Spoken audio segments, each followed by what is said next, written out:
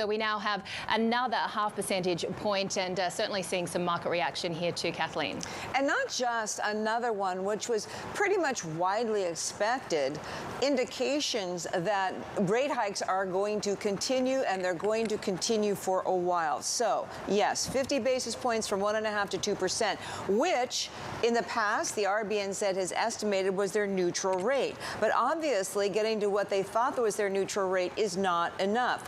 And let's remember, this has been one of the most aggressive central banks in the world. March 2020, you can see, remember that 75 basis point rate hike? They started hiking rates in October of last year, just after the Bank of Korea started, long before the Federal Reserve and others. 325 basis points, now 250 basis point rate hikes in the world. You want aggressive? There's a picture of it right on your screen.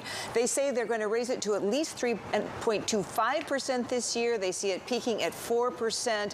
This probably exceeds even the expectations of what investors had before this meeting, before we heard all this. They say that large, earlier hikes reduce the risk of persistent inflation. This makes me think of Federal Reserve officials like Jim Bullard talking about front-loading, Bostic talking about front-loading. Have your impact now. See if you can get those inflation expectations down. They say when supply and demand get back in balance, then the official cash rate, the OCR, can return to neutral. So the message is very clear. Inflation's too high. They need to get it down. They're going to move aggressively, and they expect to continue from this year potentially into next.